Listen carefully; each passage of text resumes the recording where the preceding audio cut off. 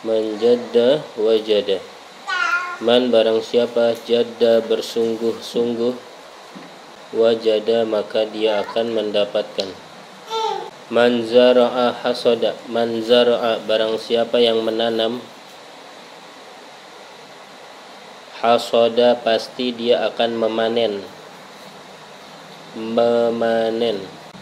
Manijtahada najaha. Manijtahada barang siapa yang bersungguh-sungguh, najaha pasti lulus, pasti sukses, pasti lulus. Man ta'allama barang siapa yang belajar, taqaddam pasti akan maju, pasti maju. Man farrata nadima barang siapa yang mengabaikan, nadima pasti menyesal. Yang keenam, man somata barang siapa yang diam, salima pasti selamat. Di bagian kelima ini motivasi buat kita. Barang siapa yang bersungguh-sungguh pasti dia akan mendapatkan. Ente bersungguh-sungguh mau jadi apa? Mau jadi ulama, mau jadi hafizul Quran misalnya, mau jadi pimpinan pondok pesantren, mau jadi dai, mau jadi mubalik, pasti akan mendapatkan dengan syarat jaddah. Apa jaddah? Bersungguh-sungguh. Ya. Dahulu kan pernah ada tuh. Ya. Dia pengen membuktikan ucapan gurunya. Benar gak sih kalau bersungguh-sungguh itu pasti dapat? Akhirnya dia ngetes. Oh, kalau begitu saya mau melamar anaknya raja. Dia datang ke istana berbicara bahwasanya dia pengen meminang putri raja. Kata rajanya, ini anak orang biasa, rakyat biasa. Kok berani-beraninya ngelamar anak raja? Akhirnya raja itu memberikan syarat yang sangat bisa dibilang mustahil, yaitu ya udah kamu bawakan mutiara. Kalau memang kamu bisa mendapatkan itu, nanti saya akan nikahkan dengan anak saya. Oh iya, baik. Akhirnya pemuda ini pergi ke mana? Ke laut. Akhirnya air laut itu diapain? Dikuras. Yang pernah Anda sampaikan, dikuras. Mungkin nggak air laut dikuras pakai ember? Nggak mungkin. Pasti air tersebut balik lagi.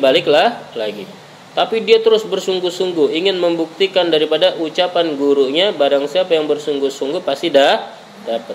Kesungguhan dia ingin melamar putri raja, ya, dia yakin pasti akan dapat. Dia sungguh-sungguh.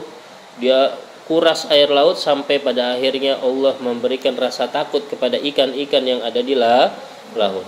Ikan-ikan tersebut akhirnya satu dengan yang lainnya, ini orang mau ngapain? Oh, kita mau dikuras, airnya habis, nanti kita akan mati. Ketakutan ikan-ikan yang ada di laut, sehingga apa yang diinginkan? Mutiara. Ya udah, kita bawakan mutiara ke tepi laut tersebut, kita berikan. Akhirnya diberikan sama ikan. Dia bawa ke istana, ya. Sehingga ini menjadi bukti bahwasanya dia memenuhi syarat sebagaimana syarat yang telah diberikan oleh raja tadi. Raja nggak bisa ngomong lagi dong, pasti akan mau menikahkan putrinya tersebut. Tapi si pemuda tadi saya nggak jadi menikahi putri raja, karena yang saya ingin lakukan, saya cuma pengen membuktikan ucapan guru saya. Kalau memang betul orang-orang yang bersungguh-sungguh itu pasti dapat. Kalau kalian ingin jadi nomor 1 di sekolah, mendapatkan ranking 1, bisa gak? Bisa, asal bersungguh-sungguh. Belajar, ya, menghafal, mengulangi pelajaran. Pelajari pelajaran yang besok akan dipelajari. Ada waktu gak? Ada. Kalian itu dikasih waktu kosong di pondok ini, ya, yang masuk siang, pagi kosong gak? Itu digunakan untuk istirahat tidur, sebagiannya untuk belajar, sebagiannya untuk main.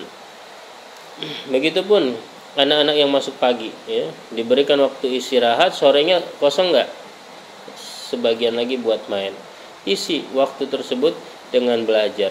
Buktikan kalau kalian itu bisa dapat yang terbaik di sekolah, bisa. Ya. Begitupun kesungguhan kalian, ya. Yang biasanya ngafalnya lambat, yang biasanya nyetornya lama, bersungguh-sungguh. Oh teman saya bisa, saya nggak bisa. Kalau teman saya aja bisa, pasti juga saya bisa. Karena Allah memberikan modal sama buat kita, ya. Kalau kita mau bersungguh-sungguh, pasti kita akan mendapatkannya. Man zara'a hasoda, barang siapa yang menanam pasti akan memanen. Para petani menanam apa? Padi, memanen gak dia? Memanen beras. Tukang kebun ya, dia menanam singkong. Waktunya panen dia dapat singkong nggak? Dapat. Menanam apel, waktunya panen apel dia dapat gak? Dapat. Ya, sayur-sayuran, cabai misalnya, berapa ribu meter ladang kebunnya, dia kesungguhan di dalam menanam, ya, betul-betul di dalam menanam, bukan hanya pas nanam, hari demi hari dia siramin, dia jaga dari hama. Lihat aja para petani itu, menanam sawah apa ditinggal?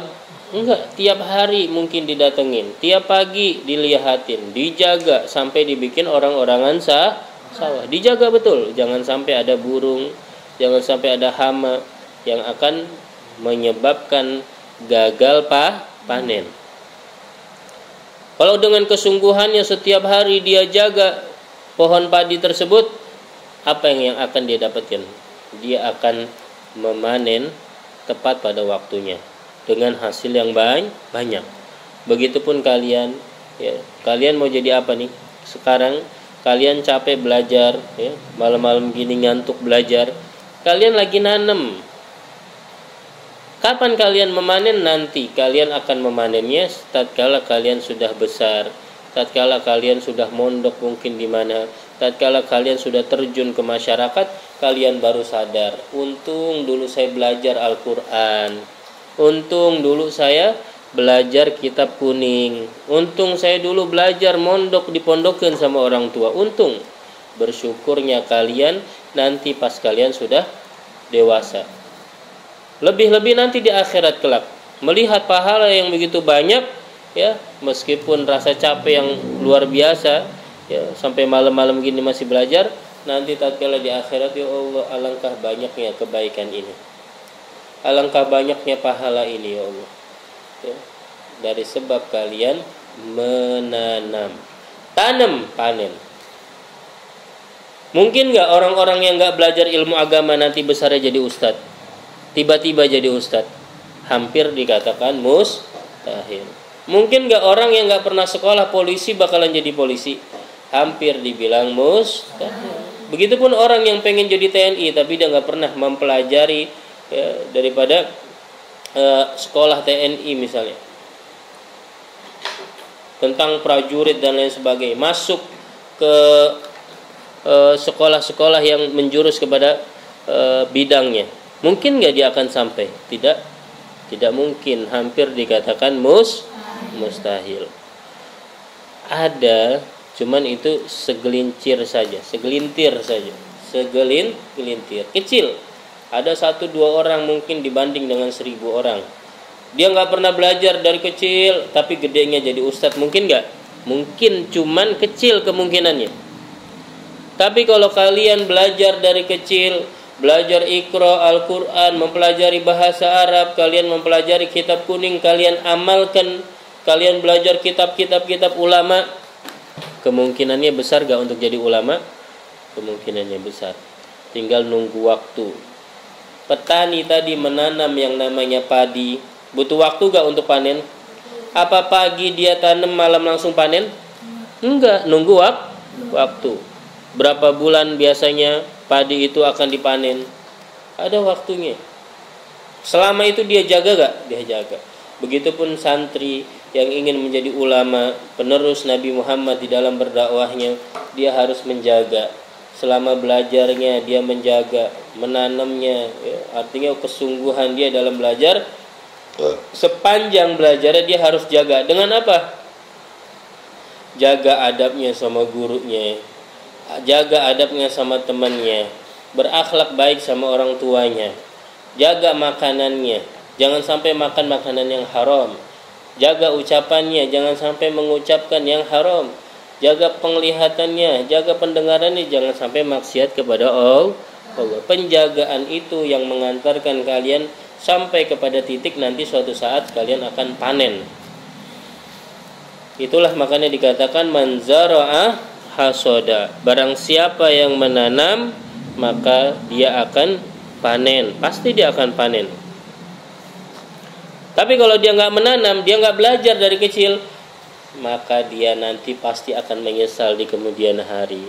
Tanya deh orang tua yang dulu kecilnya nggak sempat belajar Al-Quran, nggak sempat belajar kitab kuning. Sekarang masa tuanya, dia pasti ada perasaan menyesal. Karena sebentar lagi dia akan kembali kepada Allah. Kalian tahu harganya dunia ini? Berapa harganya? 1 miliar, 1 triliun, berapa dunia harganya? Kalau kalian pengen tahu harganya dunia ini dan seisinya, tanyakan kepada orang yang mau meninggal dunia. Ada orang syakaratul maut tanya, ente mau apa? Mau mobil mewah? Mau rumah megah? Mau gak dia ditawarin? Nggak mau. Ya. Orang yang mau meninggal mau gak ditawarin mobil? Ditawarin makan enak? Ditawarin rumah? Mau gak? Nggak mau. Karena yang dia inginkan tatkala dia mau meninggal apaan?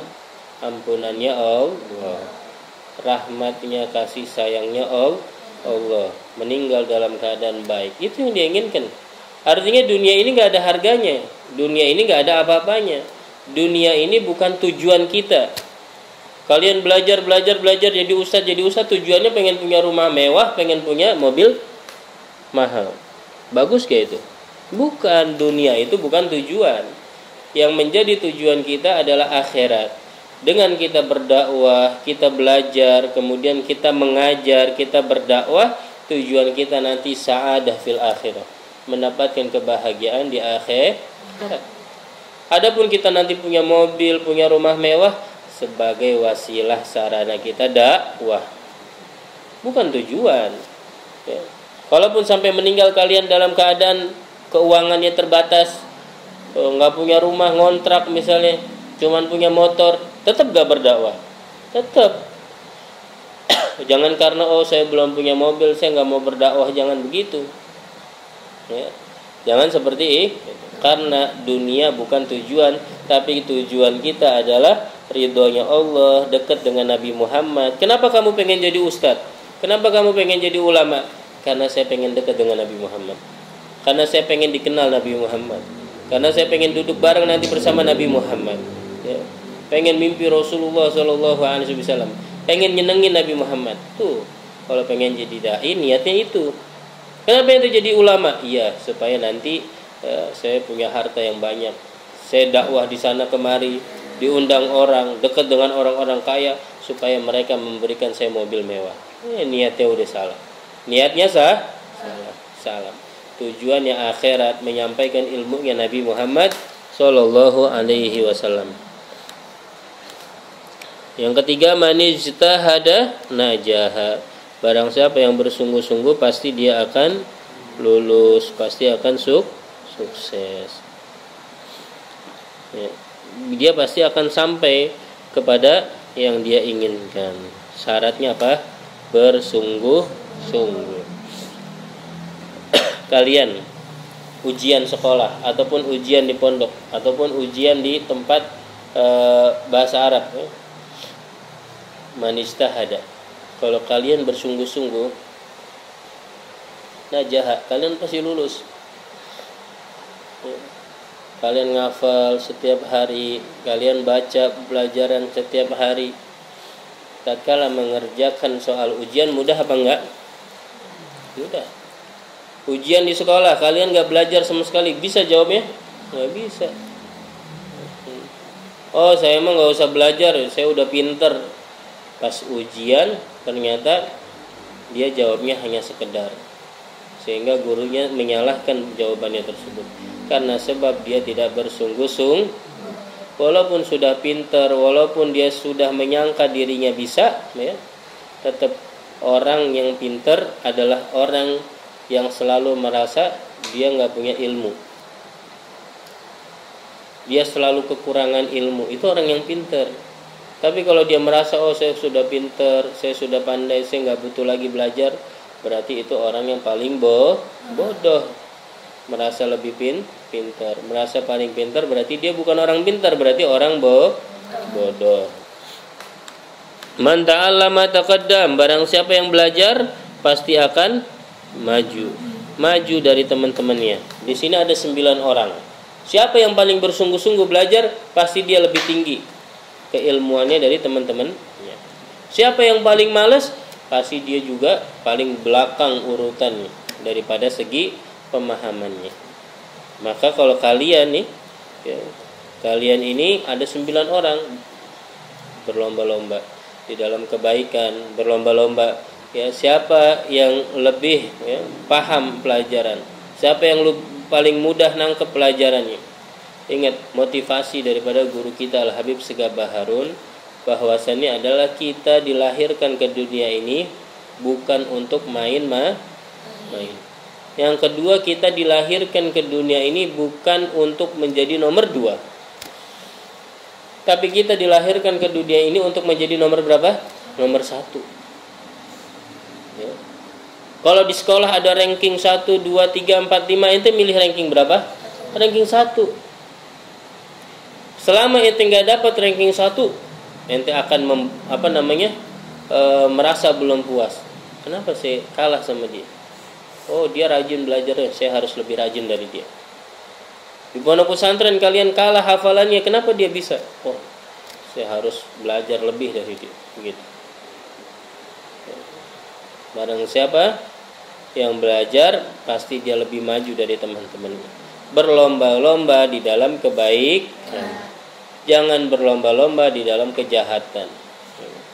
Oh, dia paling kotor omongannya, suka membuli teman. Saya akan kalahkan dia dengan omongan saya yang lebih pedas, dengan omongan saya yang lebih kotor. Oh, dia suka berantem, saya akan lawan dia. Siapa yang lebih jago di sini? Itu namanya berlomba-lomba dalam kejahatan, keburuk. Tidak dianjurkan, nggak boleh. Berlomba-lomba dalam kebaikan, itu yang bagus. Man farrata nadima. Apa artinya tadi? Barang siapa yang mengabaikan urusan dirinya di masa kecil, pasti dia akan menyesal atas perbuatannya di masa besarnya. Tuh maksudnya, penjelasannya itu. Jadi kalau ada anak kecil mengabaikan urusan dirinya di masa kecil, contohnya apa? Belajar Al-Qur'an. Itu belajarnya bagusnya di masa kecil, apa remaja, apa udah tua? Masa kecil. Belajar Iqra itu kebanyakan di masa kecil. Orang udah besar, udah remaja, udah SMA, udah tua, udah berkeluarga, kadang-kadang malu mau belajar. Maka dari itu, jangan kalian abaikan. Oh, nanti saja, saya nggak mau ngaju deh. Nanti aja kalau saya sudah kuliah baru saya belajar Iqra. Ini mengabaikan, pasti dia akan menyesal nanti di masa besar. Tapi kalau yang perhatian dari kecil belajar Iqra, belajar Al-Qur'an, belajar hadis Nabi, belajar fikih, tata cara sholat, tata cara berwudu, belajar akhlak, mana yang baik, mana yang buruk, belajar tata krama, bagaimana menghormati teman, menghormati orang tua, menghormati guru. Anak semacam ini akan tumbuh hari demi hari di dalam kebaikan. Orang akan lihat, ini anak beda sama yang lain. Dari segi omongannya beda ini. Ini anak bakal jadi orang besar nanti di hari yang akan mendatang. Ini anak akan jadi pemimpin, nih beda omongannya. Anak zaman sekarang gampang banget ngomong kotor, gampang banget ngebully teman. Ini kok nggak pernah Anda lihat dia itu membuli temannya. Anak-anak yang lain kok mudah banget berantem, meremehkan, musuhin temennya. Kok ini anak baik banget sama teman-temannya. Anak-anak zaman sekarang lebih banyak dengan HP-nya, bahkan ngaji pun gak mau. Kok ini anak rajin banget ngajinya. Anak seumuran dia belum bisa baca Al-Quran, kok dia ini sudah lancar baca Al-Qurannya. Sudah hafal beberapa hadis, sudah hafal dia itu bahasa Arab, kosakata bahasa Arab. maka dia akan dilihat, ya, akan dinilai oleh orang lain. Kalau orang aja udah cinta, itu tanda juga Allah bakalan cinta sama dia. Maka ini tanda-tanda ini orang bakalan jadi ulama di masa besarnya. Kenapa? Sebabnya dia tidak mengabaikan masa kecilnya, urusan-urusan kecilnya di masa kecilnya, ya, sehingga nanti dia tidak akan menyesal di masa dia itu sudah besar. Bayangkan kalau kalian nggak belajar Iqra dari kecil, bayangkan hari demi hari kalian main motoran, main HP, main benteng, tiap malam main benteng. Apa yang akan kalian dapat tiap hari malam main benteng misalnya? Anda nggak ngelarang main benteng, ini contoh. Tiap hari nanti tiap malam dari maghrib sampai malam main benteng. Pulang ke rumah ngerjain PR, tidur. Waktu berjam-jam, 2 jam main benteng dari maghrib sampai jam 8 misalnya. Apa yang kalian dapatkan di masa tua? Nggak ada yang didapatkan. Tapi kalian gunakan waktu main benteng itu untuk mengaji. Habis maghrib baca ratib, habis maghrib baca Asmaul Husna. Itu akan menjaga ruh kita, akan membersihkan ruh kita, sehingga kita menjadi orang baik nanti di masa yang akan datang. Menjadi ulama, menjadi orang yang dekat dengan Allah, menjadi orang yang dipandang oleh Nabi Muhammad.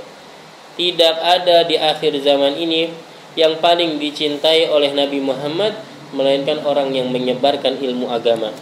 Kalian belajar agama, niatkan untuk nyebarin ilmu agama, sehingga kalian juga akan mendapatkan cintanya Nabi Muhammad, nyenengin hatinya Rasulullah. Ini yang ngaji banyak gak? 9. Waktu ngaji maghrib banyak gak di sini? Banyak. Tapi lebih banyak lagi yang kagak ngaji. Sejati Mulia ini banyakkan yang ngaji apa yang kagak ngaji? Yang kagak ngaji. Banyak di rumahnya Aldi, banyak gak lingkungannya yang gak ngaji? Ente harus jadi ustadz. Walaupun ente kerja, misalkan nanti udah gede kerja, sempetin pas maghrib buka pengajian. Iki rumahnya, banyakkan yang ngaji apa yang gak ngaji? Teman-teman ente di rumah yang gak ngaji, ente harus jadi ustadz. Paling gak ngajarin Iqra. Bisa gak ngajarin Iqra? Gampang gak? Gampang gak Dil kemarin? Udah disuruh? Gampang. Oh ini ba, oh bukan ini ja, ya. Ini kho, oh bukan ini na misalnya. Gitu doang. Nggak apa-apa yang kerja misalnya dari pagi pulang kerja buka majelis taklim, buka pengajian Iyan, buka pengajian Al, ya, di Cibitung buka majelis taklim misalnya Baim Abi, buka juga Gaisa nanti sudah besar pengen jadi apa? Hah? Jadi apa ini?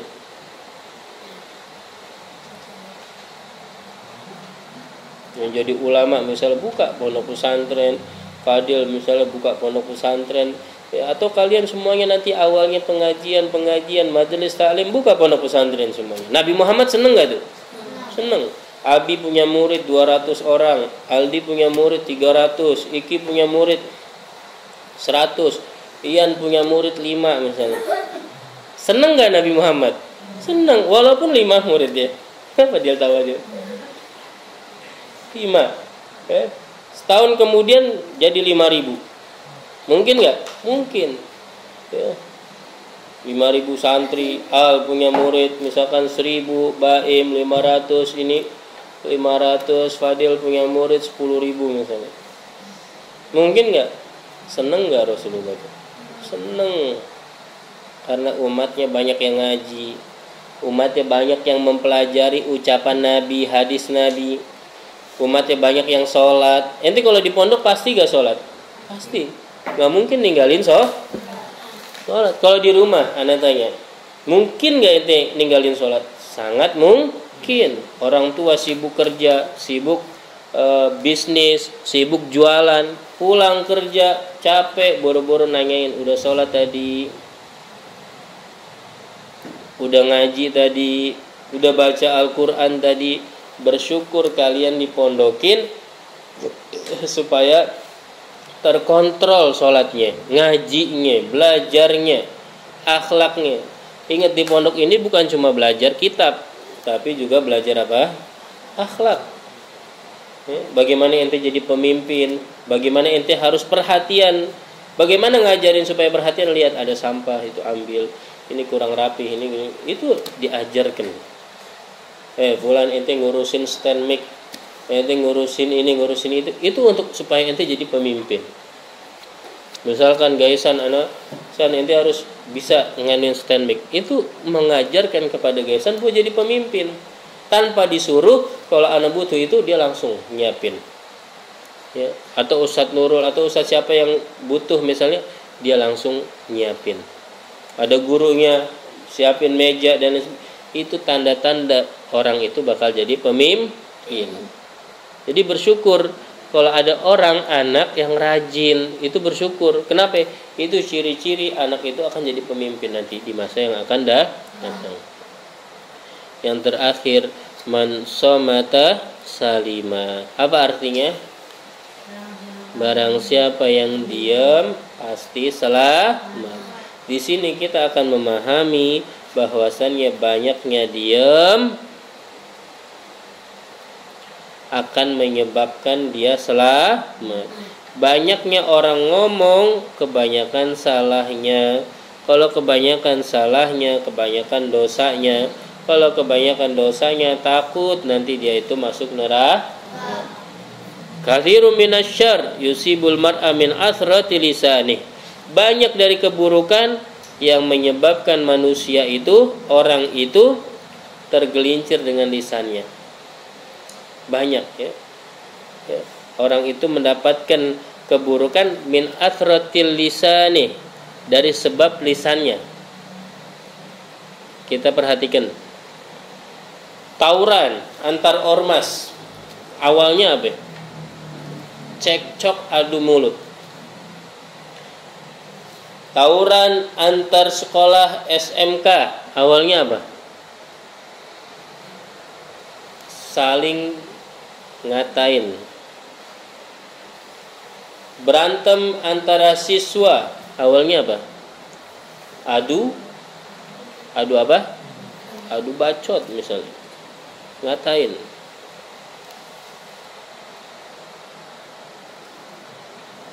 Ada orang nagih utang dibunuh sama yang nagih utang. Sebabnya apa? Mulut.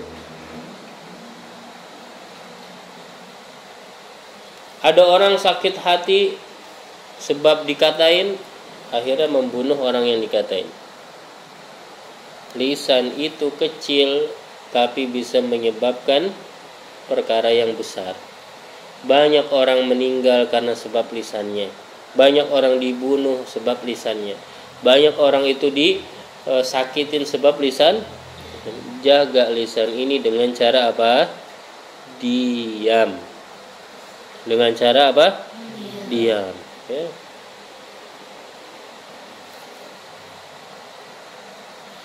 Wallahu a'lam bishawab.